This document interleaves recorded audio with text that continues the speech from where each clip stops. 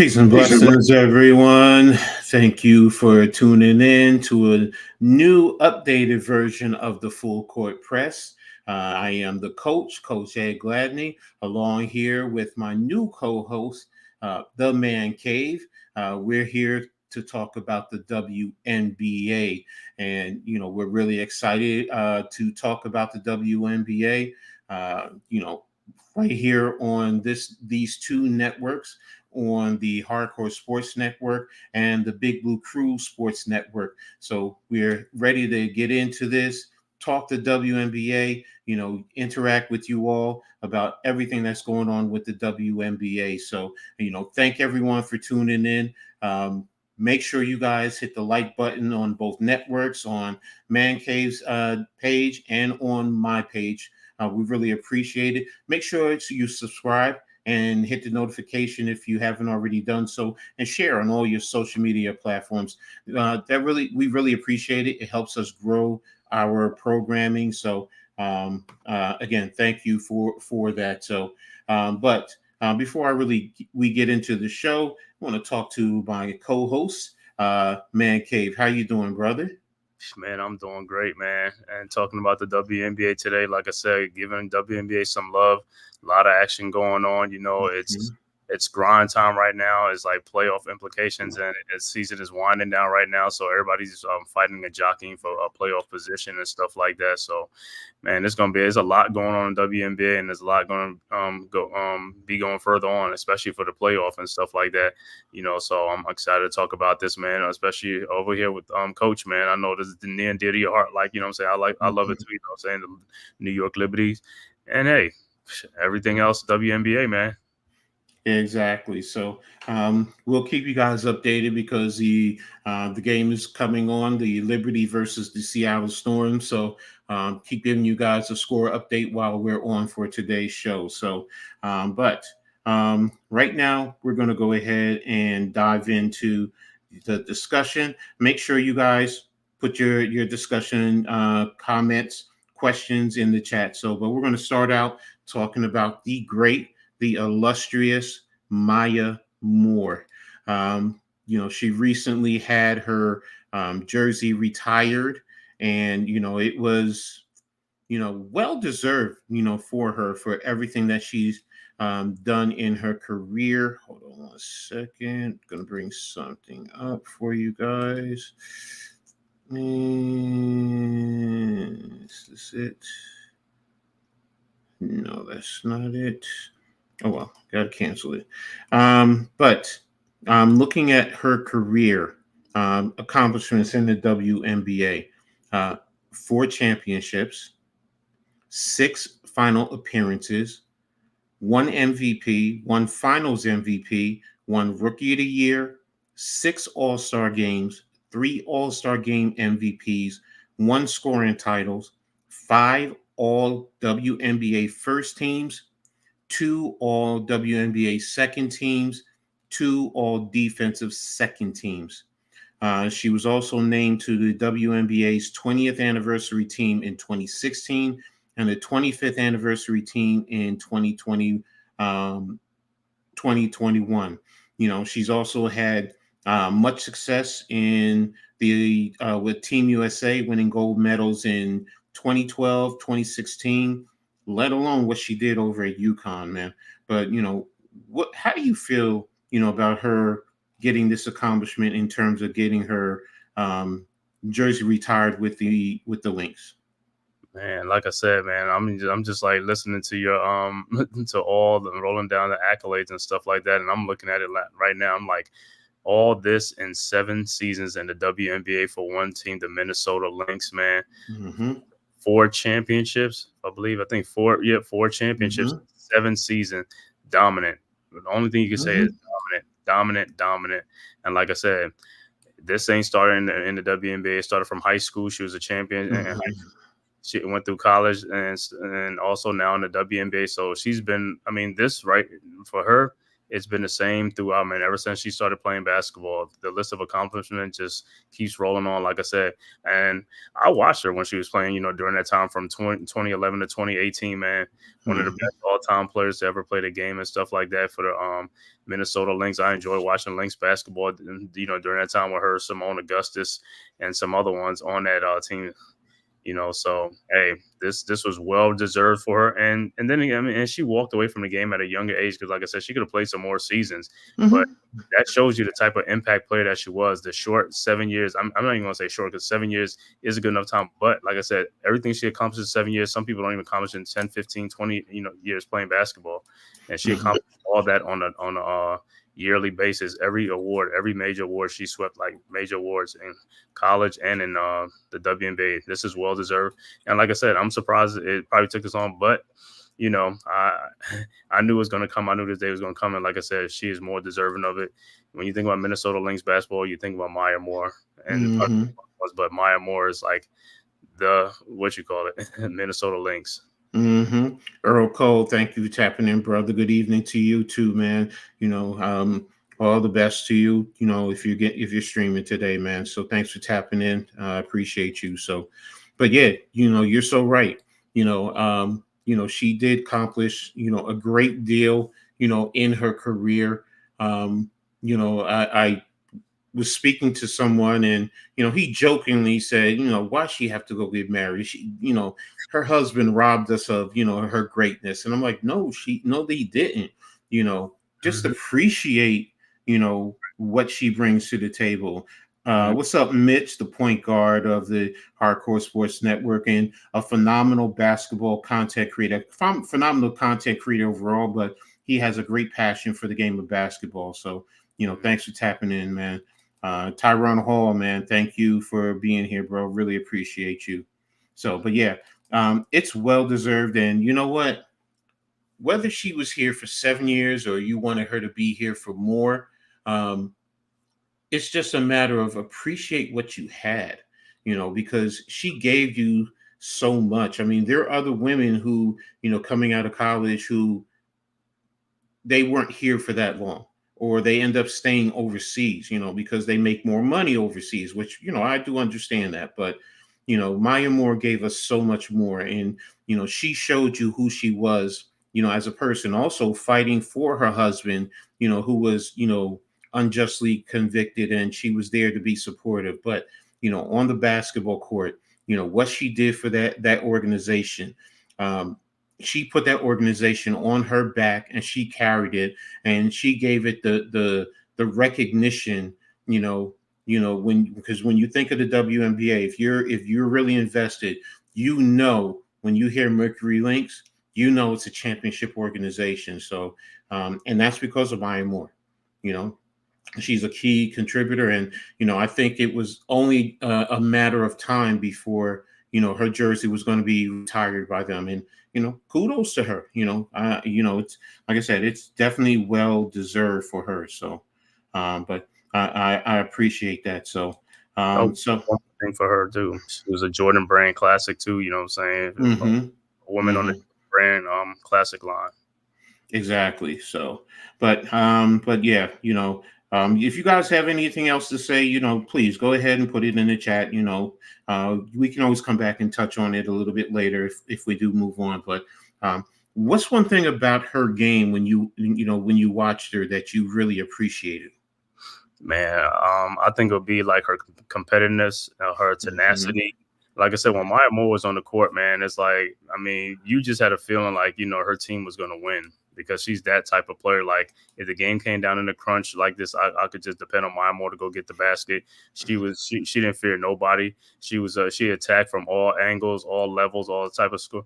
She was a problem on the court. That was the thing. She was a problem on the court when she was on the court. People feared her on the court, you know Hmm.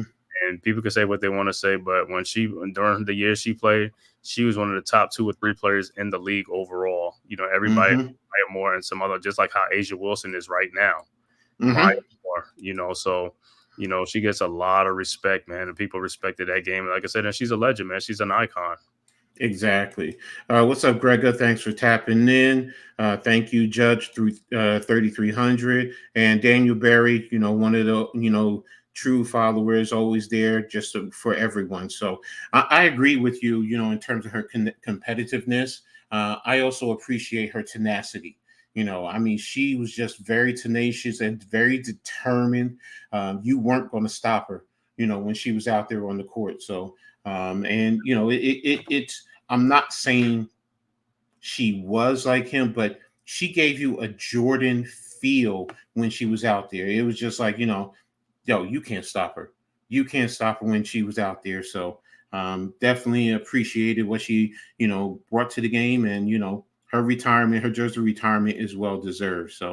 But with that, we're going to go ahead and move on to the next subject, the hottest team in the WNBA, and we could think about a few, but the hottest team right now is the Indiana Fever. I have to admit. I mean, I was going through doing my research. Some of the things that I was looking at. The last 10 games, they're 8-2, five Mm, straight wins. During that time frame, mm-hmm. they've just secured a playoff spot. All right, now and right now they're fighting for positioning, but I think they're number 6. We'll go over the breakdown of the positionings in a little bit. Um, Kelsey Mitchell is pretty much leading them. I mean, there's others that are contributing, but she's definitely contributing, averaging the most points in the WNBA since the break. In her game against Dallas, she had a stat line of in 36 points. She was 12 of 22 from the field, 5 of 7 from 3 point, 7 of 8 from the free throw line, 6 rebounds, 3 assists in 37 minutes to help them defeat Dallas 100 to 93. You also have Caitlin Clark. I'm going to talk more about her later, but right now she earned Eastern Conference Rookie of the month and player of the month for August. She also recorded her second triple double in the WNBA: 24 points, 10 rebounds, and 10 assists. The biggest thing that I take from that though is number one, they secured their playoffs. Right. Secure that playoff Man, spot. what's your take? In reference to them being the hottest team right now.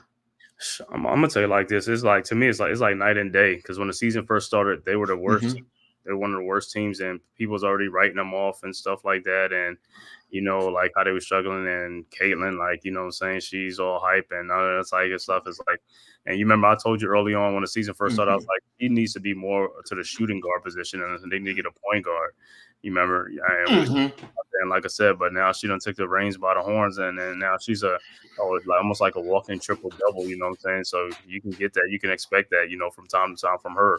And I mean, she had picked up her game considerably, but like I said, she just had to get adjusted to the WNBA game, the speed and stuff like that. And of course, early in the beginning, you know, people were like targeting her and stuff like that, but she fought through it, and now she say she's you know just taking it all in stride now. Like she's like a vet now. You know what I'm saying? It's almost Mm-hmm. like when you're in college and when you're a freshman, it's like by the midseason they be like, no, you ain't a freshman no more. You know what I'm saying? And Mm-hmm. Mm-hmm. that's what it's like with her now. And like she's getting used to the game and she's used to the speed and everything. And man, because I remember when she first came, like people was like, oh, all she could do is just shoot threes. That's it. All she can do is shoot. That's it. Nothing else. She does nothing else. Now you're seeing her rebounding and assist. So she's bringing a lot more to the game, creating for her teammates and stuff like that. So she's becoming a playmaker, not just a shooter, but a playmaker. So now she's a threat out there on the court, for not just scoring, but for other things to do. So and Kelsey Mitchell, like I said, I mean, she's been a consummate pro. Mm-hmm. Those ones that's like you look on the team, like like yo, she's consistent. She's been consistent from day one. Things like that. It's been like Caitlin, Kelsey, and Asia, Aaliyah Boston. I mean, Aaliyah Mm-hmm. Boston. It's like this, but yo, they're a good a trio right there. They had to learn to play together. But now, like I said, during by the end of the season, they really get gelling and they putting it together, and they're gonna be a force in the playoff, man, because they can score, they can Mm-hmm. score points. Yeah, I agree with you. I mean, they're definitely dangerous, and their play has greatly improved. Right now, it's a quick update. Liberty are up 17-13 on the Seattle Storm as they're coming back from commercial break. But yeah, I mean, there you see also the confidence as that they're playing with, with their behind their three, their big three, if you want to call it that. Even their role players are playing with great confidence, coming in, they fit into the system. They've bought in to what Coach White has brought. I'm sorry, not Coach White. Yes, Coach White. No, What it's coach? No, side. What is no, it? Coach White is with Connecticut. Sorry. Yeah. He's with Connecticut. Yeah. That's what I mixed That's them up. also the S. I forgot her last name. The coach. Yeah, no, exactly. So, but still, the players are bought in, and they're out here performing, and they're really trying to, continue to position themselves. I mean, um, the question is, how far up can they go? Because right now, like I said, they're around 6. Can they go up to, possibly 4? So, but again, we'll go over the standings in a little bit, but Mm-hmm. they are definitely the hottest team, right now. Number one, securing that playoff spot. That's always the goal with any team, trying to get to that second season. And like you said, at the start of the season, we never thought, they would be looking at the playoffs. We were thinking, okay, they're going to continue to be rebuilding in a sense, trying to get the players to come in there, getting into the lottery position, seeing if they could get the first overall pick. But now, look at where they're at right now. I mean, and they're playing very well and playing confidently, and they can score with anyone. Kelsey Mitchell, like I said, leading the league in scoring since the break. I mean, she'll take you off the dribble. She can hit it from 3. And then, especially with Caitlin and Aaliyah Boston, they're starting to work that pick and roll together. So they're doing very well with it. So, this team is dangerous. You can't sleep on them in the playoffs. They are very, very dangerous. So, but we'll see what happens as it goes forward. So, but yeah, they're the hottest team right now, coming, since the break, right now, like I said, and the 5 straight wasn't even expecting that, man. I Right. really wasn't expecting that. So, but I'm Man. ready to see where they're going, from here. So, And you could see them starting to turn the corner before the break too. Before they went on that break, I could start seeing like the fever was starting to take a turn. They mhm. started being more competitive. They started, like I said, and they started beating good teams. Once you start beating a good team, the confidence level just goes sky high. And there were some games where they were behind, and they came from behind, and they just like flat out just won. And I was like, yo, you can see the confidence level shifting, and that's where it started from right before the break, and it's carried on since the break, man. And they're on the up and up. What about Caitlin Clark? Her performance this month. Do you think it's well deserved that she was, the player of the month, or is it because everyone has been wanting to just see Caitlin Clark all year round, and that's where it comes from. So, Yeah, I think it's kind of well deserved. Yeah, I know, and don't get me wrong, because Asia Wilson is having some phenomenal games, 41-point games and things like that too. But as far as their record, mhm, nobody's hotter right now than the Fever. And the reason why she's probably getting it because she's taking a team that's basically the talent level is not so much like the Aces and these other teams are, the Liberty and stuff like that. And she and Kelsey Mitchell and Aaliyah Boston is carrying this team. So they're making the most of what they have. And like I said, her play has spoken for herself. She, like I said, triple doubles and all things like that. And I think one game, what did she had? Like how many was it assists? She had like 18 assists. She had a mhm. Yeah, she was up there. I think no, I think she had a 20 assists a game, if I'm not Yeah, mistaken. that's what I'm saying. Because I was like, what? It's like, yo, but yeah, man. It's like, in that game, I don't think nobody, I don't know, I don't think nobody's in the WNBA ever had that before, or if it Mm-mm, was in the past. But like I said, but it's like, yeah, she's doing things in rookie season, and like I said, she's not the only rookie because Angel Reese is doing her thing too. But as mhm. far as Kaylin has her team right. They righted the ship, and she's leading that team. With Kelsey Mitchell, and they go into the playoff. And like I said, yeah, man, she's deserving of it and stuff like that. I know some people might say it's like they trying to get. No, it's not that. It's like, yo, triple doubles. It's not easy to get a triple double. Mm-mm. She's I ain't gonna say like she's almost getting on the reg. And So Exactly. So, but yeah, I'm with you. It's well deserved. For her. So, but yeah. So now we're going to go ahead and move over to the next subject, and we're going to go over the updated power ranks. And this one I'm taking from the WNBA site. I did my research. I looked at several of them, but the WNBA site. I think is pretty accurate, and it pretty much aligns where up with where I'm at in terms of how I look at the rankings in terms of the league. So just give me a second. I'm going to share this with you guys so you guys can see Power exactly. rankings. Yeah. There we go. Here we go. Just got to keep it going. All right. Do you got it right there? Yep, I see it. All right. So coming in at number 12 is the Los Angeles Sparks. They've been pretty much there down at the bottom for the most part. Last week, they had wins, a big win against the Liberty, but then they lost to the Dream. This week, they had the Fever, which they lost to yesterday, and then they have the Connecticut Sky, and then Sunday they play the Sun. So, that's pretty much where they're at. And um, I think, with the Sky and the Sun, I don't, I think it's going to be both losses. That's just my opinion. It talks about the offensive rating, where it's 97.2, 10th in the league. At defensive rating is at 106, which is 10th. Net rating is 12th last, and their efficient field goal percentage is ninth at 48%. So, that's pretty much why you're coming in last. They're a young team. They're still developing. They're also missing Cameron Brink, who I think would have helped them a little bit more in terms of positioning. I don't know if it's going to be playoff, but it probably could move them up a spot or two. So when you come in at number 11 is the Washington Mystics.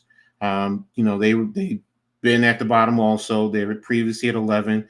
Last week, they had a win at the Storm, a win at the Sky, a loss to the Sun. Tuesday, they had the Wings, and I believe they lost that game. Thursday they have the Mercury, and then Sunday they have the Lynx. Their offensive efficiency rating is 97.2, which is 11. Defensive rating is 102.9, which is 8. Net rating is minus 107, which is 10th, and efficient field goal percentage is at 6 at 50.2. So, they still are working. I do really think that if Elena Deladon was there, it changes the whole dynamic of their team, and I think they would definitely be a lot better. So, I'm going to go over and talk about where they're positioned in terms of the playoffs in a little bit. Coming in at 10, the Dallas Wings. For me, this is the biggest disappointment all season, but Yeah. we'll talk about that later. They've been previously around 10. They've been from the bottom up, to 9. Last week they had a big win against the Aces, the Lynx, but lost to the Fever. And then Tuesday they played the Mystics, and then Friday they have the Dream, and then Sunday the Sky. Their offensive rating is 101.7, which is 7th. Defensive rating is 110.2, which is last. Net rating is minus 105. I mean, minus 8.5, sorry, which is dead last. And their efficient field goal percentage is 49.1, which is 7th. And again, like I said, that's surprising. Yeah. When you have Arika there, you would better. But a lot of it is because Satu Sabli wasn't there until after the Olympics. I do take that into consideration. It's still a disappointment when you have those two big towers over there with McGowan and Brown. And Hours. it's it's like you do expect a little bit more. But Satu is a key contributor. I mean, that's their number 2 player on that team. So coming in at number 9 is the Sky, which they're still young, and it's I understand why they're there. I think the trade hurt them, but Mm-hmm. um, previously they've been I think they were at one point they were as high as 6th, 5th or 6th in Yeah. terms of rankings. Um, Last week they had a loss to the Mystic, a loss to the Fever, and a loss to the Lynx, which is why they're dropping. Then Tuesday the Aces. I think they lost to the Aces. Friday they have the Sparks. Sunday the Wings. They have the opportunity to probably make a move, but that those are still games that are going to be tough. The offensive rating is 97.5, which is ninth. Defensive rating is 101.8, with his seventh. Net rating is minus 4.3, which is eighth. And efficient field goal is 45.4, which is dead last. So, but one thing you can say about them, they're going to play tough defense, or at least make the effort. But they're going to hit the boards with these two right here, with Camila Cardosa and Angel Reese. Mm-hmm. Now losing back here, Mabry, it was big. I personally, I wouldn't have traded. She was their leading scorer. She was their best 3-and-D, their best wing defender. She brought a level of grittiness to the table, but I understand, what they think they're trying to do going forward. So, but right now, what's your thoughts on 9, 10, 11, and 12 so far? Yeah, just like you said, man, everything that you said as far as 12, yeah, with Cameron Brink being out for the season, that's a big loss for them, you know. And but they were in rebuild, so I kind of expect them to be right around. Good up Jersey, Nick was good, bro. So Jersey. But yeah, like I said, with them, that was a big loss for them with Cameron Brink. Could they be higher? Yeah, they could be a little bit higher and stuff like that. But if this is where they at, that's where they at. As far as that, because like I said, they're a young team. With Zaya Cook and things like that. And then at number 11, with what's the name being out for the season, Elena Della Don in the season, that was a big loss because she's their best player. And that's a big score right there. That's one of the top scorers in the league right there.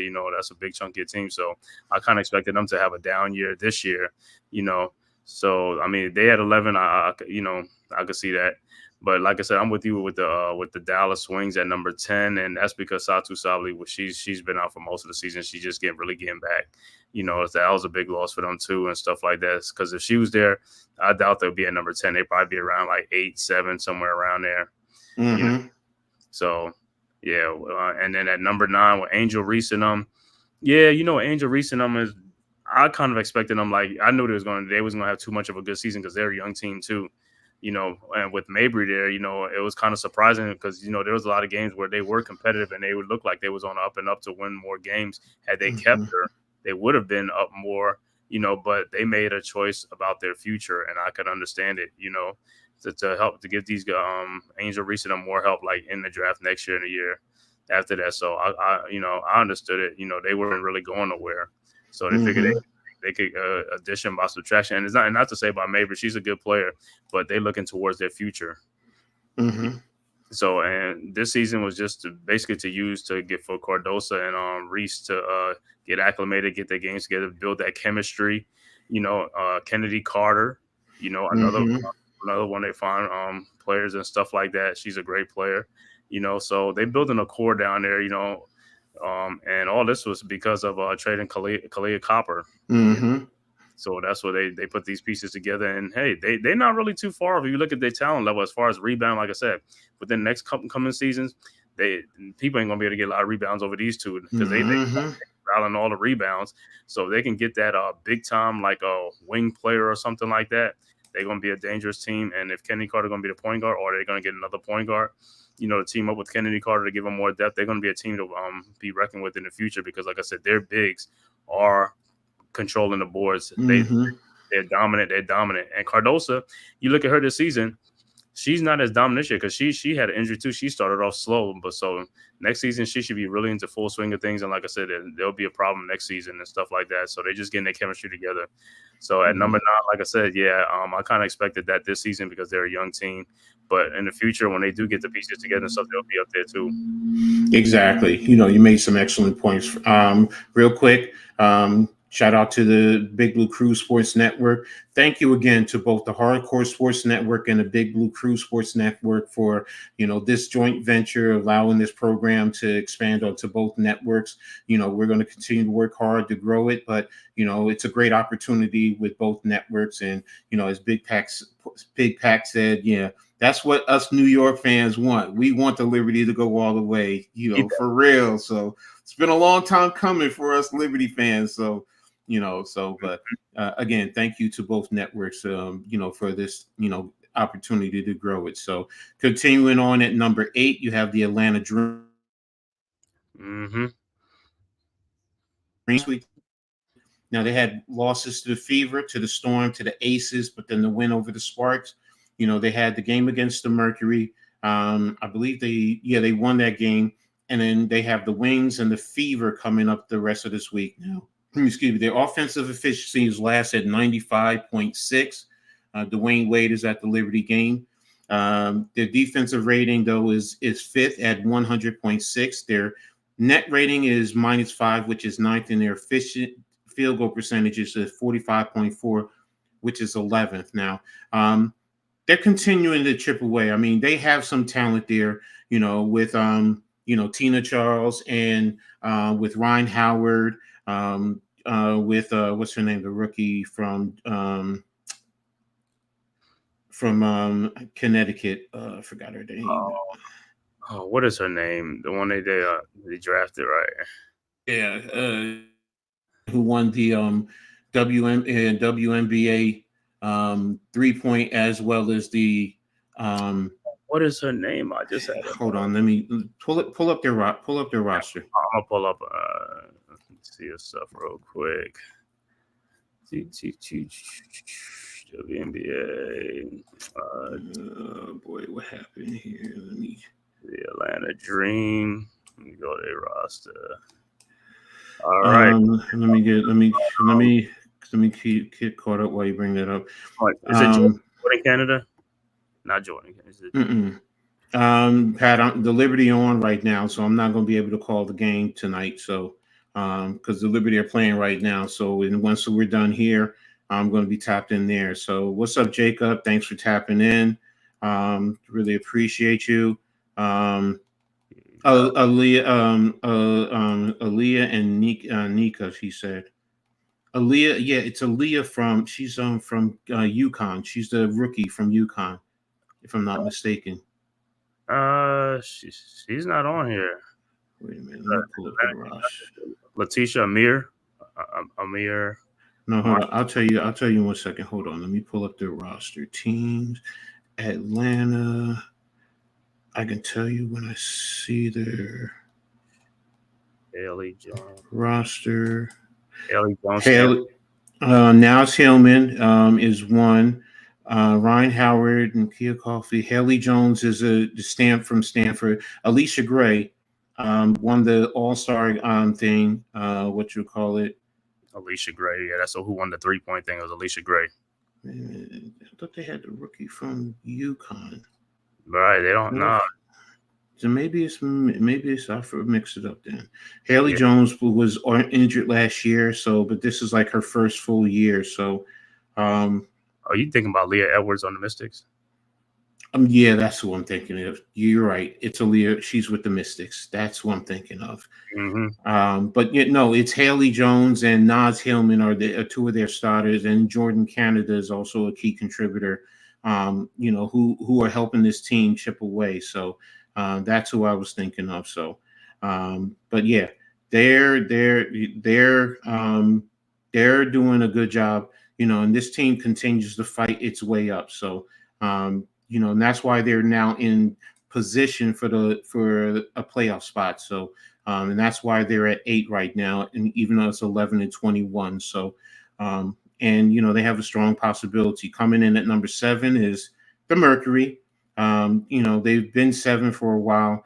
Last week they had losses to the Liberty, the Lynx, and the Aces. They had the Dream. I think they lost to the Dream. Yeah, they lost to the Dream. Mm-hmm. Thursday, the Mystics and the Storm. Now, their offensive rating is 101.9. Defensive rating is 104.9, which is 6th and 9th in the league. Net rating is -3, which is 6th. And efficient field goal is 50.8, which is 5th.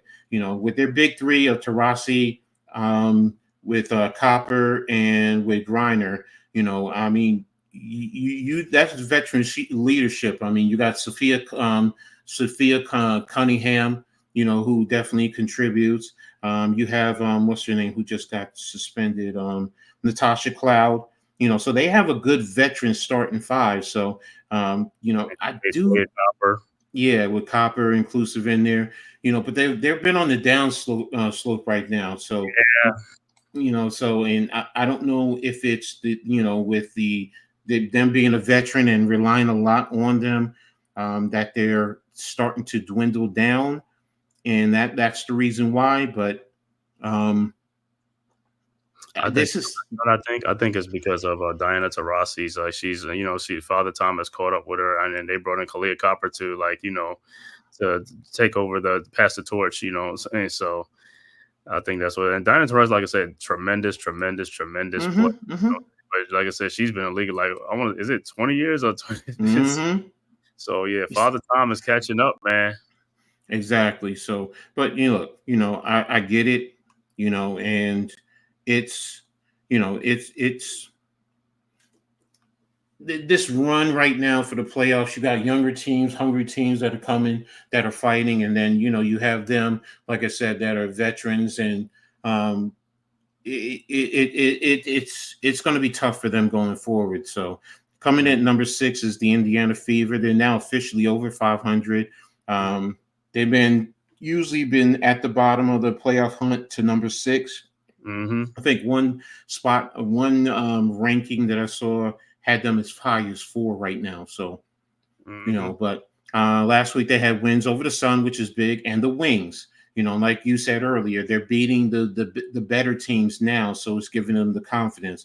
They have the Wings. I'm sorry, the Sparks, who they beat, and then they have the Lynx tomorrow, and then the Sun coming up. So that's the Lynx game is going to be tough.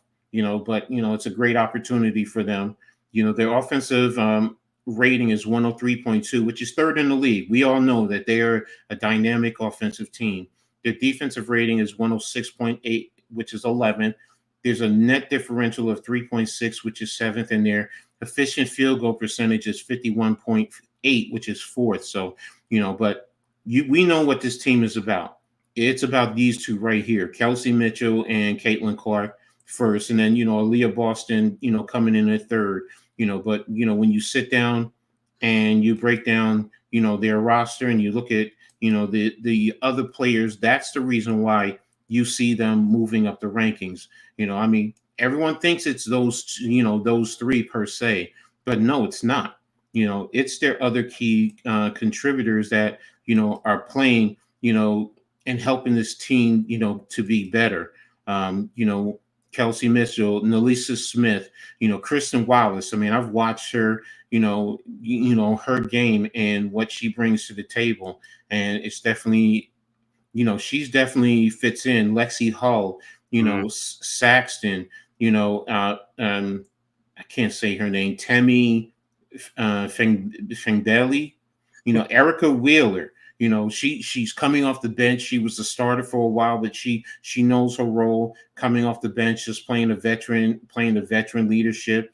Katie Lou Samuelson, so Grace Berger, just being, when they need a break, they're all playing their roles exactly what they need to do.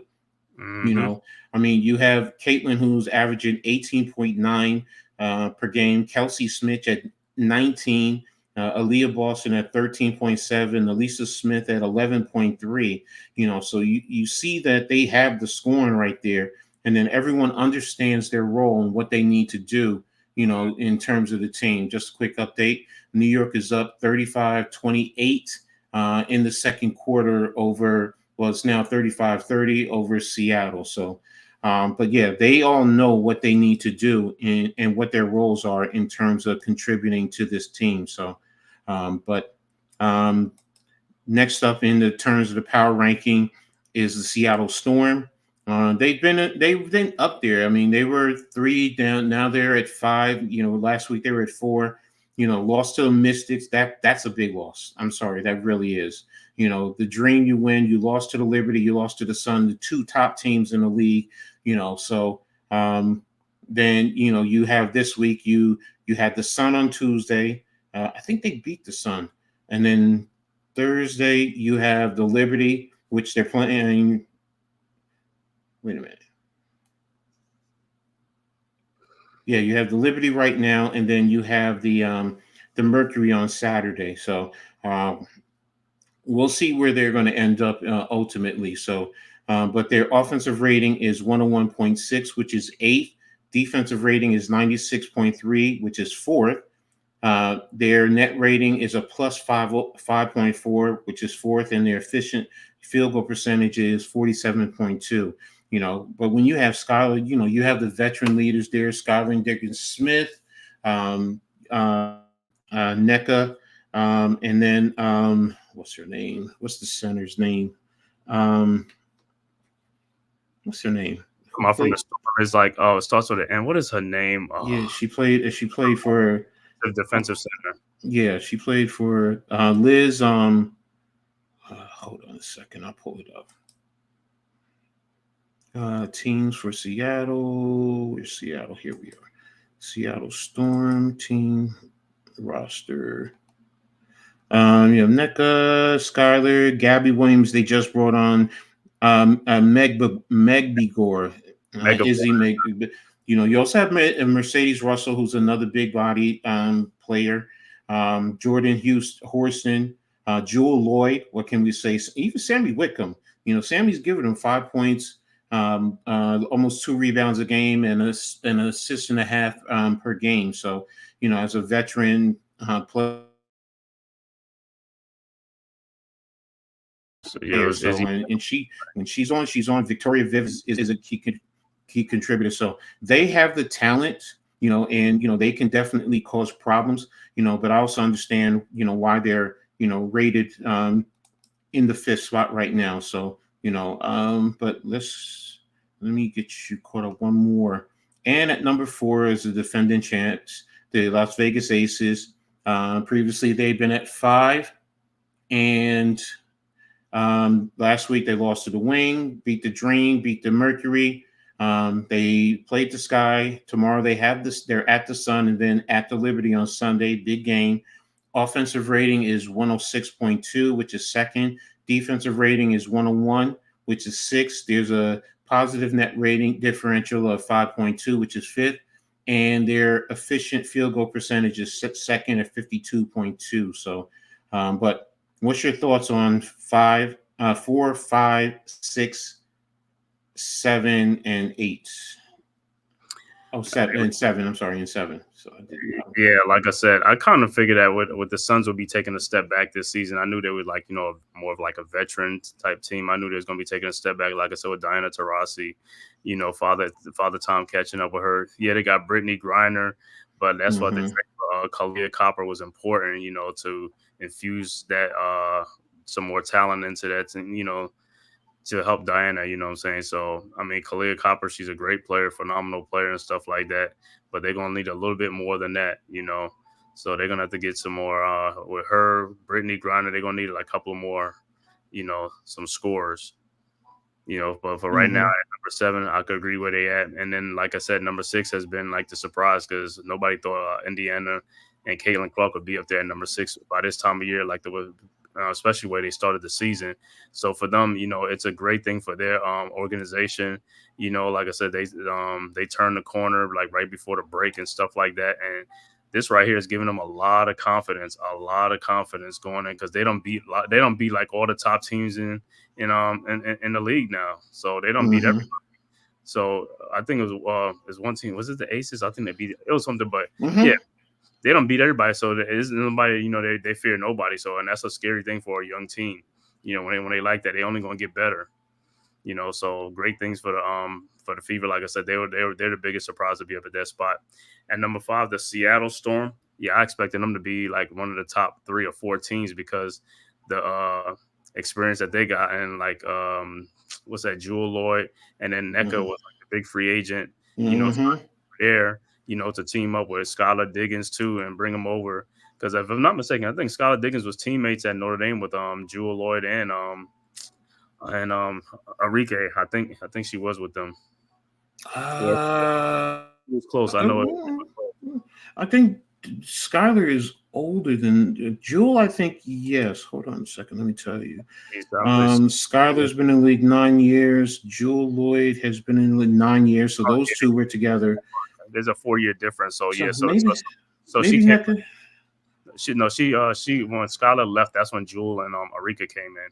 No, Jewel and Skylar have been playing in the league 9 years together. No, I'm talking about Notre Dame. I'm talking about Notre Dame Yeah, I'm college. saying so. Jewel and NECA were. I mean, Jewel and Skylar were both at Notre Dame. What you call it? I think came in after them. Okay, yeah, okay, but yeah. So, like I said, yeah, with them it's like, I mean, everybody knows Skylar Diggins, from the past and stuff like that. She's the same player she was before, no, but Mm-hmm. she's still a good player. She's still a great player, what I'm saying. So it helps that team, the more veteran experience and stuff like that. So I thought that they was getting their big three and things like that. You know what I'm saying? So Mm-hmm. that was Mm-hmm. good for them. Like I said, yeah, they took a little, what you call a little turn. You know what I'm saying? But like I said, they're right there. They're competitive. They could beat you on any night. So it ain't like it's it's gonna be a cakewalk when you play the Seattle Storm. You know, Mm-hmm. and Mm-hmm. that's a championship organization, so they got a lot of pride. You know what I'm saying? So one of the more well respected organizations in the league. Exactly. So, all right. So as we move on to the top three, um, coming in at number three is the Minnesota Lynx. Kind of figured out they've been in this range pretty much all season. They have a win at the Mercury, win at a loss to the Wings, and a win versus the Sky. Wednesday they played the Mercury. Tomorrow they're at the Wings, and then Sunday they host the Sky. Now their offensive rating is 103, which is fourth. Defensive rating is 95, which is third. Net rating is a positive 8.1, which is second, and their efficient field goal is 52, which is third. So what can you say about this team overall? This Nafisa Collar, man, she has been phenomenal this year. Kayla McBride is been contributing. You know, I just like I said, this team goes first and foremost. This team goes how Nafisa Colley goes. When she was out for a little bit, you saw the difference with this team there. And they still have young players to grow that are still growing. But Nafisa is the engine that gets his team to really to move to grow. You have who else are there? Alana Smith. She's played great this year, to be honest with you. Cecilia Zandolini, is giving them Courtney Williams, man. Definitely put the basketball in the net. So Mm-hmm. Kayla McBride, the old veteran. She's another one from Notre Dame, 10 years, so she was there with them. Think about that, man. Those guys were together. That's why Notre Dame was so good. They won that championship. So like I said, Nafisa College, you got Dorka Juhas, who I love to death. I'm not gonna lie. Coming off the bench, and she could easily be starting. Bridget Carlton is another one who's contributing. Maisha Hines Allen coming off the bench. Diamond Miller. Now, Diamond has been dealing with injuries, so she's still working her way. Even Natasha Heidelman. But again, this team, everyone knows their role. They know what they need to do and how to play together. And Nafisa is averaging 20 points a game, about almost 10 rebounds. Courtney is at 11. You have Alana at 10 and a half. And you have, who am I forgetting? Oh, Kayla McBride. She's about 16 points a game. So they know how to play well together. They do a great job spacing, movement, and then on the defensive end, they do a good job there. So I like their game. I like what they do, and they concern me in the playoffs. They really do. So it's going to be interesting going forward. When we get into that run for the playoffs. So and then you start seeing the matchups with all the teams there. So, but what are your thoughts on? Oh, and number two, sorry, Ed. Uh-huh. um, and coming in at number two is the Connecticut Sun. They've been at two for pretty much the whole year. Last week they lost to the Fever. They beat the Mystic and the Storm. Tuesday they played the Storm. Then they have the Aces on Friday. And that's a big game in itself. Sunday they're at the Sparks. The offensive rating is fifth at 102.8. Defensive rating is second at 94.9. Their net rating differential is 7.8, which is three, and their efficient field goal is 48.4, which is eighth. So you go ahead and start and take the lead and give me your assessment in terms of Connecticut, and then going into Minnesota. What's your thoughts? Well, the thing with Connecticut, man, like I said, they were right there. They were like the top 2 or 3 teams right there. But with that Mm-hmm. Mabry trade, it solidifies them at number. Well, I ain't even gonna say number 2 and 3 because the Lynx is right there, man. The Lynx, man. Those Mm-hmm. 2 teams right there is like they can't say that they head and shoulders above each other. They right there with each other. But the Connecticut Sun, that was a great move for them. They really needed that jolt, to help them. Even though they got what's the point guard Allen? I think it's Allen. They have, yeah, you have Taisha Harris, who's one point guard. Tiffany Mitchell's off the bench. Um, Burton is the other point guard. I'm about the Scott with Allen. That's what I'm thinking about. Okay. No, I know But who you're talking about. Harrison, but Dejanay Carrington is the other guard too. yeah, that's what I'm talking about. Yo, that right there, Dejanay Carrington and Mm-hmm. Alyssa Thomas, man, those are locked down defenders, man. I mean, Mm-hmm. Carrington pick you up full court. I mean, she can get you anywhere on the thing like this. I was like, she's tenacious. From Baylor, a great draft. I remember when they drafted, I was like, oh, that's a dog right there, And like I said, and she fits that Connecticut mold. And like I said, Connecticut is a very, very, very tough team. They're a tough team. That whoever gets them is going to be a tough out. It's not going to be an easy cakewalk. It's going to be a drag them out street brawl fight right there with Connecticut. So at number 2, yeah, I could see them being at number 2 or 3. Like I said, you could take a pick with either them or the Lynx. And the Lynx at number 3, like I said, I know they had Diamond Mellows out for a while and stuff like that, but she's back now and she's getting back in the groove now. So they're going to be a tough team to really beat. Like I said, they have they could play with anybody in the league. And Nafisa Collier, what can I say about her, man? I mean, I didn't know her game was like as far as like that, what I'm saying. Mm-hmm. Asia Wilson is that, but Nafisa Collier is right down there, but she ain't too far down there and stuff like that. She's a winner. And like I said, she knows how to play. And Minnesota, anybody that plays them, that's another drag out tough fight. It's not going to be a cakewalk. So like I said, these 2 teams are dogs right here. They are dogs. And I can see, like I said, I can see them being over the Aces. The Aces have more like a talent, but these guys are playing with with a hunger and a fight. And not to say the Aces aren't, but like I said, it's 2 and 3. I agree with 2 and 3. Yeah, I mean, quick update. Liberty at the half are leading 40-36 right now. Tina Cervasio's interviewing Flavor Flav right now. So, but yeah, I agree with you. In terms of these 2 teams, they're to me they're pretty even. I mean, when you have Alyssa Thomas, you have Dewana Bonner, you have Brianna Jones as your front court, and and then Dejanay Carrington, and I believe it's Harris who starts at the point guard right now. But these women are doing their thing. They're defensive minded, and now the thing that intrigues me is they traded for Mabry and they're bringing her off the bench. And there were times that she's leading this team in scoring coming off of the bench. She did that against the Liberty the other day, where she had what did she have? Did she have 30 points or 20 something points? But she came off the bench, and and that just talks to the depth of this team and how dangerous that they can be, especially if they can get hot, going into the playoffs. So Alyssa Thomas, like you said, I mean, she's locked down. She's locked down. She pretty much can, defend, 3 to 4, 3 to 5, and Dewana Bonner, for as skinny as she is totally, but she shoots from depth, but she has a certain level of mental fortitude. It's just that she's older. I think she's been in the league 14 years, so she's like 36, 37 years old. So, but she still can bring it. And Brianna Jones, man, that girl it's just something about her that just speaks to her play.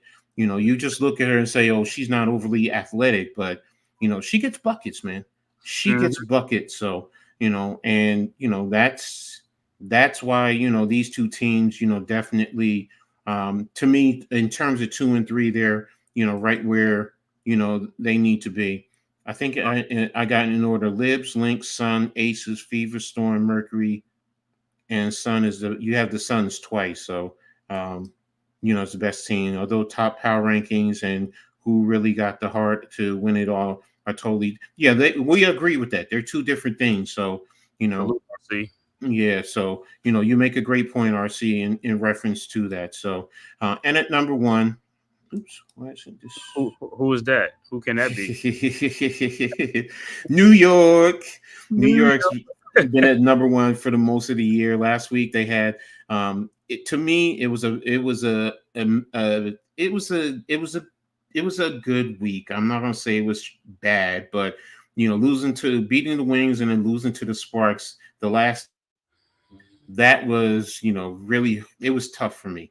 You know, Right. Man, me too. but then you rebounded and got the Storm.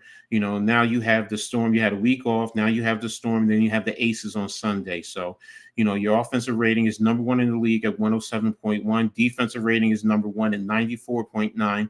The differential is number one at 12.2. And your efficient field goal percentage is at 54.5 is number one. So this is why they're, doing what they're doing, all year. I mean, look, Stewie, Breonna Stewart, Jonquil Jones, Phoebish, Vandersloot. We haven't had Bernasia Laney. Think about that. Bernasia Laney has been out for or a good percentage of the year. And these Right. reserve guys, Kennedy Burke, Kayla Thornton, they've Phoebish, who was on the bench, has stepped into the starting lineup.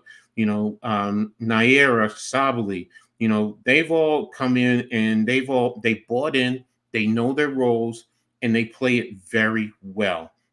Now there are times where they can get out physical, and teams that are physical do give them a little bit of problem, but Right. they do well on they can do well on the boards, and they like to run. And when they get going, now their turnovers, they have to be careful there because their turnovers are high in terms of at times.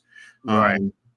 Um, sometimes with John Cole Jones, she frustrates me where she gets out and she thinks she's a point guard and she's turning the ball over, Mhm. and then some of her underhanded passes, but they all do that. Even Breonna Stewart at times, mind blowing turnovers. Sabrina, mind blowing turnovers. So but you have to take that chance because the end results shows why they're number one in the league. So, what's your thoughts?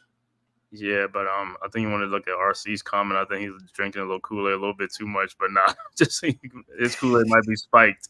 No, So, I feel you. I feel you. we Look, feel you, bro. they're the hottest teams. We talked about it a little bit earlier. You Yeah, they know, get props. 8-2 over the last 10. Their last five, they've won five straight. So definitely respect them. And they are a dangerous team. You cannot sleep on them. RC. But if everybody plays the way they're supposed to play, Mm-hmm. mm, it'll be a battle. But I expect the top teams to be able to beat them. So, but what's your thoughts about the Liberty so far? Liberty, the Liberty, like the Knicks, I'm gonna go again and say it again. Injuries is the whole key to their thing. If they are healthy, they should win the NBA. I mean, the WNBA championship. Like I said, yeah, I heard you about the physical team. Yeah, physical Mhm. teams do give them problems. Like I said, with John Paul Jones and them, is like hopefully in the playoffs they'll work out and tweak some things and really step up to play for the physicality level that's going to be in the WNBA because it's in playoffs. It is going to be a physicality level going to raise up. So, Mhm. which hopefully we're ready for it, and I know we are because, like I said, we played last year. We played in the championship game, so we're back here again.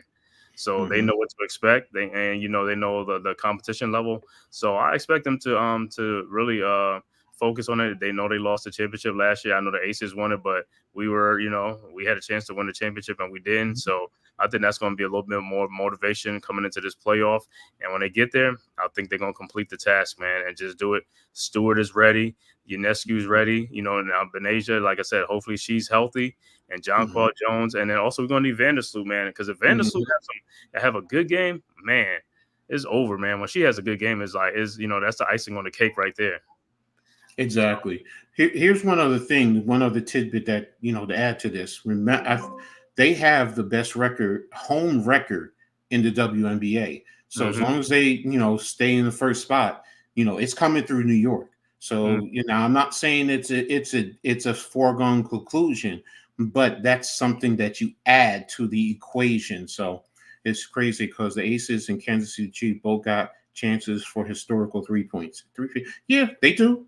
They do. I'm not going to sit here and say they don't, but if New York handles their business, as a New Yorker, we're hopeful that, they end up doing what they're supposed to do and it comes to New York. So, but that's it in terms of the power rankings. So, we want to go on to the playoff standings. Now, just quickly, in terms of the playoff standing, it kind of lines up with the power rankings. 7 teams are secured to playoffs right now. So that's Phoenix, that's Indiana, that's the Aces. Who am I forgetting? Wait a minute, I had it written down. Tudo, what's good, man? That's right. Everybody, please hit that like and subscribe button, share on all social media platforms. Go subscribe to Big Blue Sports Network. Go subscribe to the Man-Cave podcast. Coach Ed Gladney's Amazing World of Sports, Big Pass Sports Talk, G Nation Inside Sports, Unpopular Opinion, NYG, Miz in the Midday, Big Blue in the Bronx, Classified 3F with Joel, and all the Big Blue Crew sports members, G Nation Inside Sports with Big Lou, Wales to New Jersey.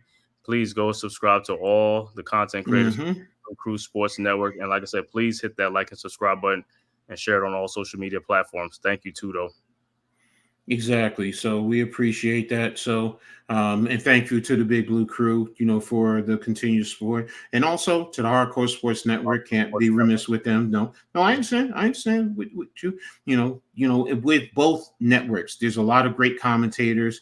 It's not just New York, and we're continuing to work to grow, and that's why I appreciate my partnerships with both. So, but in terms of the playoffs, right now that has secured it is.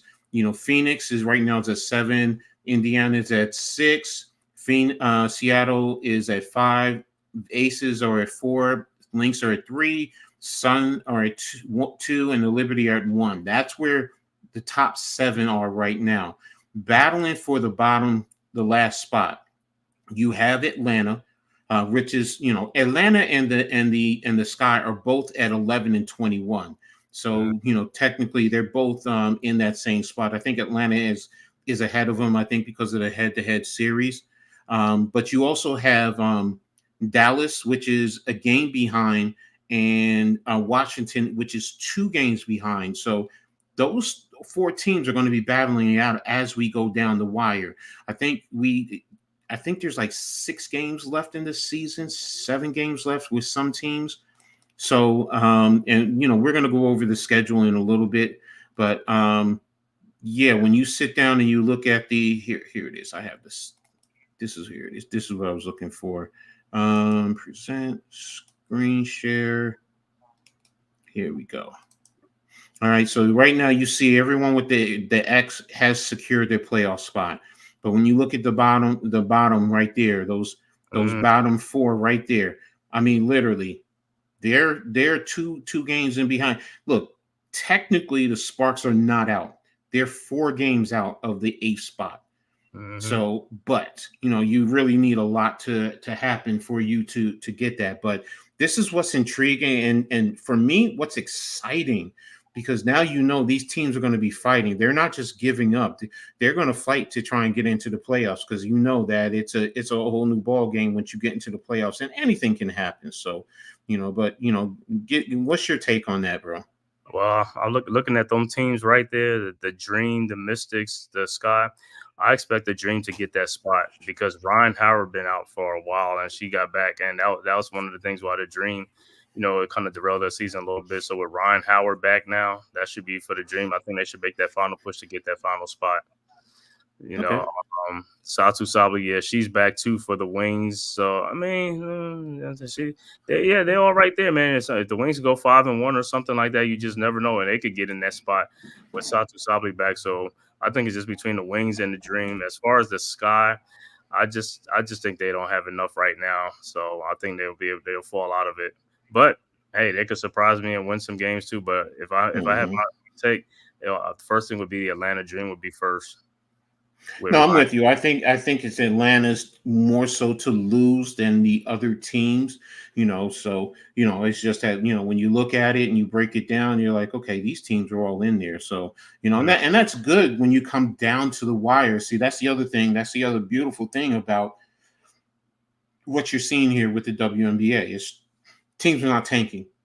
Right. They know they got to fight. So just a quick update on it's a timeout right now. Liberty and Seattle are now tied. Seattle has fought back to tie with the Liberty. So but hey, we'll see Mhm. what happens. So Uh, but again, but yeah, with the final stretch right here, it's definitely going to be a big push for the playoffs, and I definitely like that. So I'm going to go ahead now and move on. We're going to move on to the weekly games. Let me close out the standings.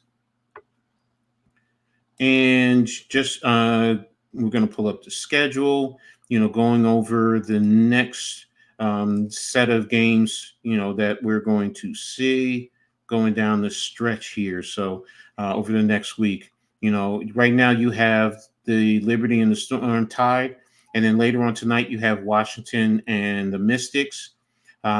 Tomorrow, you have Dallas and Atlanta, which is a play which we were just talking about. Two mhm, key teams, playoff push. You have Vegas and the Sun. That's going to be a big game. As you see, Atlanta is favored here. Vegas is favored against the Sun at a game and a half. You have another big game, the Lynx and the Fever tomorrow. mm, And all these games are on Ion. So if you have access to Ion and you want to watch it, there you go. And then you have the Sparks in the Sky at 9:30. The Sky are favored here, and the Lynx are favored against Indiana. On Saturday, you have the Mercury at the Storm. That's on League Pass. Sunday, you have the Lynx at Minnesota on ESPN3, Atlanta at Indiana on ESPN3 at 4 o'clock, and then the Aces and the Liberty on ESPN. And then you have the Wings at the Sky, playoff implication, and then the Sun at the Sparks on League Pass. So there you go. On Tuesday, you have the Lynx at the Dream, Liberty at Dallas, and that's on League Pass, CBS Sports, and then Connecticut at the Sparks on League Pass. And then on Wednesday, you have the Aces at the Fever on League Pass, Mystic at the Sky on League Pass, kind of in playoff implication, and Seattle at the Sparks on League Pass. So before we get back to Thursday of next week. So, but there you go. That's the games that are coming up, and it's tied at 48 apiece. That's the games that are for the upcoming games. So, any of those games that intrigue you, though, that I went over before we move on? You muted. yeah, I say my fault. Scroll back up to that Atlanta Oh, Dream game and stuff like that. I'll go back all the way up to All these games have playoff implications, man. I'm looking at that. Was that the Dream and the Wings? Mm-hmm. Yeah, see, it's games like that that's going to separate them teams. A Dream win keeps pushing the Wings further back. So those are the type of games you'd be looking at for that final playoff push. Every win helps the Dream, as well as Mm-hmm. the Sky, because I think that the Dream and the Sky has the same amount of wins. So those would be the games I'd be Mm-hmm. looking at for that final playoff push.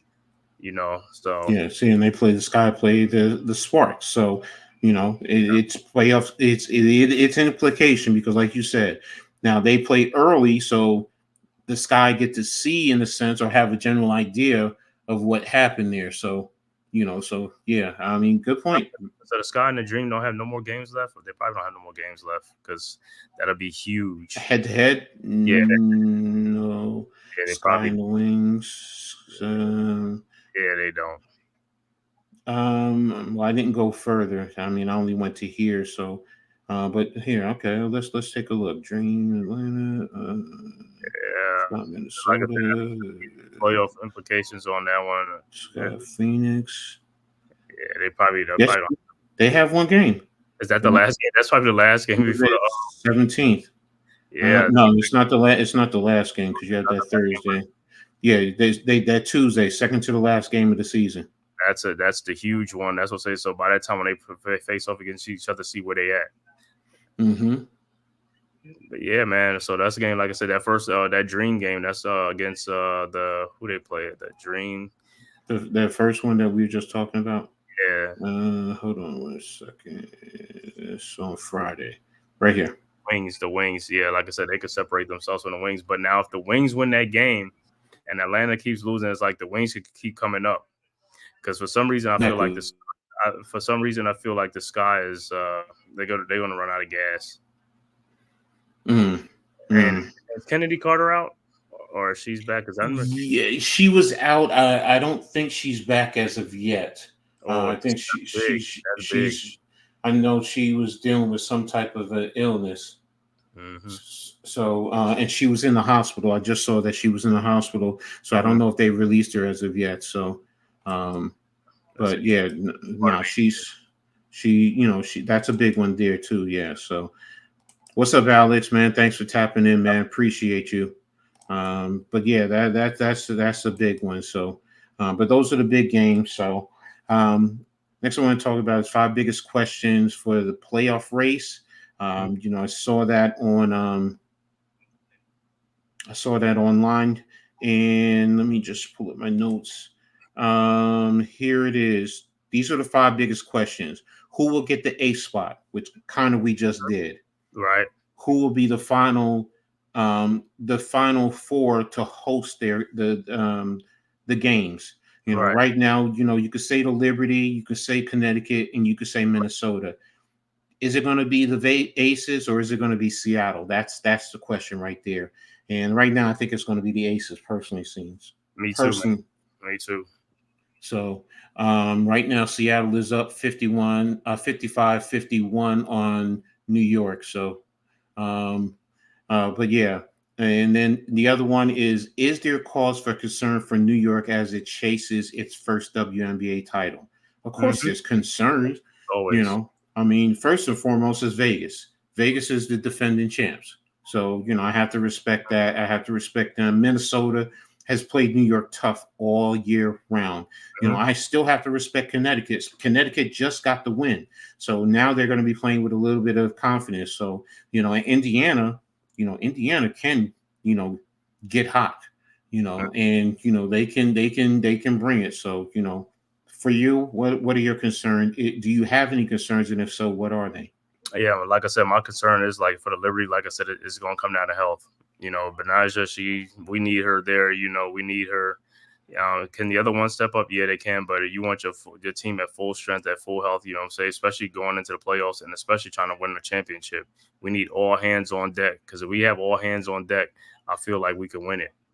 All Mm-hmm, hands on mm-hmm. deck. So we need it. That's the only concern I'll have would be health. As far as like as far as like the players, I don't have no. I'm not worried about Ionescu. I'm not worried about Brianna Stewart. They're gonna bring it in the playoff. John Quell Jones, what I'm saying, the biggest moments, they're gonna bring it. So I'm not worried about that performance. I agree with you. What is the Fever's postseason ceiling? Um, in terms of the ceiling, can they get to the fourth spot? I mean, to me, in terms of getting in, that would be their positioning at number 4. And I think, if they get hot, if they continue on this hot streak, they can probably make it to the semifinals. I don't know if they can make it to the WNBA finals. That's just me. So, what about you? What's your thoughts? Yeah, as far as getting to that fourth spot, because right now they're two. I think they're 3 games. Yeah, they're 3.5 games behind the Aces. You know, Mm-hmm. with only 6 games left, is it 6 or 7? Because it's 33, 33, I think it's like 34. some have 6, some have 7, so it varies for each So, team. so it's So, 40 total. Is that what you all said? right, 40 games? I think it's 40 total yeah, it's games. 40 total games. So, Okay, so right now, so the Fever would have like they only got 6 more games left, whereas the Aces have 7 more games left. like I said, yeah. So So okay. the Fever, so the Fever has less margin for error. So if the Aces go out there and win like 2 or 3 of the last 7 games, they should be in a good spot to hold on to that spot. But Seattle's a team that the Fever can pass though, you know, because they're only like 2.5 games in front. You know, Mm-hmm, mm-hmm. I feel like their ceiling would be no more than 5. 4 would be at the top, but I think 5 is where they can, as far as they can go. That's man, that's the beauty of this playoff race, man. That it's just like everyone, you got to scrap. You can't just coast right now. And finally, are the Aces still in the hunt for the three-peat? Simply saying, put, I'm not even going to dive into this. Yes, they're still in the hunt. So, I mean, they're the Aces. They're the two-time defending champion. Yes, they're in the hunt until they're officially out. So, Right, that's what I was just about to say. so So they're officially eliminated. They're still in the hunt. You know what I'm saying? Chelsea Gray is on. I mean, she's working her way back in. So at the right mhm. time.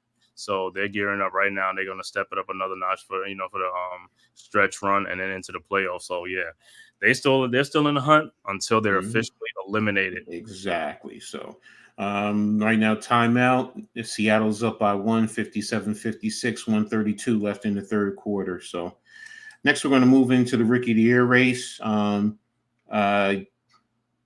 hmm, how can I put this?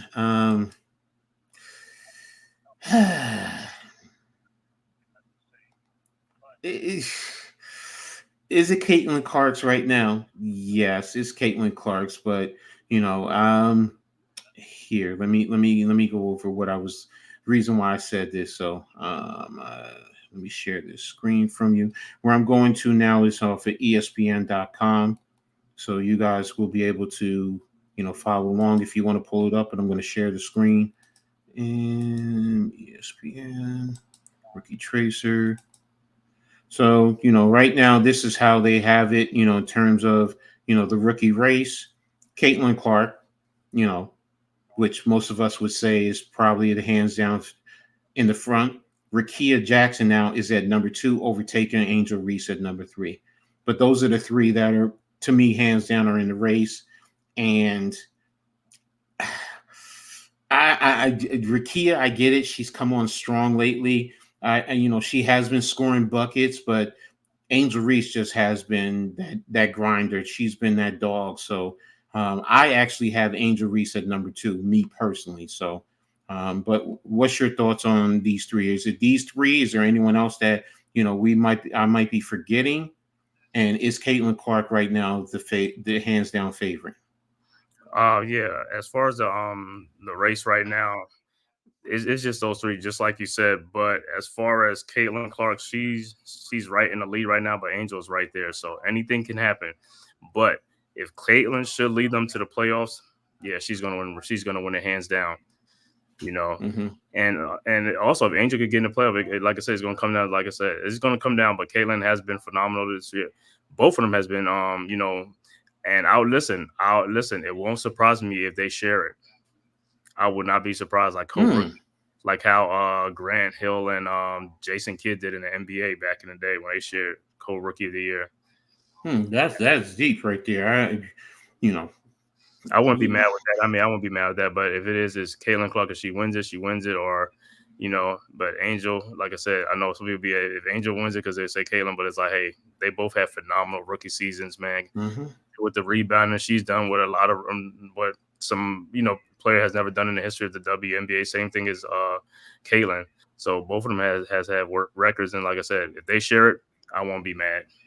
I feel you on that. Right now I do think it's Caitlin's to lose, but I Hmm. can understand where you're coming. Last thing we're going to touch on the docket is the MVP race. Um, Asia Wilson's, but I will say this: there's a lot of discussion of Nafisa Collier. She's in the discussion, but the reason why I said this is because a couple of publications have said Caitlin Clark has at least gotten opened the door to put her foot into the discussion. And I agree with that. I do. I'll be honest with you. I do agree with that. Let me close out the rookie race. Um, I agree with that. I'm going to be honest. So, um, but right now it is hands. I mean, far and away, it's what you call it. Who's winning this as far as the MVP race. Um, so here it is. Is this what I was? Yeah, this is what I was looking for.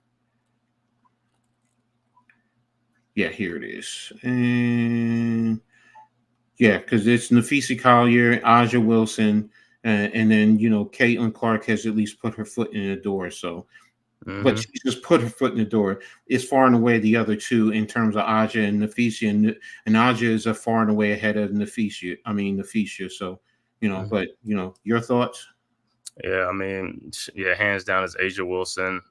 No doubt Asia got that hands down. The FISA, like I said, she'll be like she'll come in runner up, but like I said, Mm-hmm. she'll be a close runner up too because she's having a phenomenal year. I know she's missed some games with injuries, but she is more important to her team. You know what I'm saying? Like as you see when she went down, they went down too. So she is a big part of their team. The impact she has on that team, like I said, and when she's in the game, when she plays, she gives the Lynx every chance to win a game. So yeah, I can see it's been a two person race for most of the year anyway. So it's Asia Wilson and then Nafisa Collier. So I that's would how. say this, bro, because you said, and Nafisia is far and away the reason why they're Asia. Without Asia, I'm Oh yeah, sorry. oh yeah, yeah. Yeah, there's just No, no certain denying. teams you can get away, a little bit. Minnesota. Yes, you're right though. Those two, they need both of their superstars for a chance to win, for a Mhm. chance to at least compete. So but yeah, that's pretty much it. So we're about ready to go ahead and close this out. What do you got on tap for the rest of the week now, bro?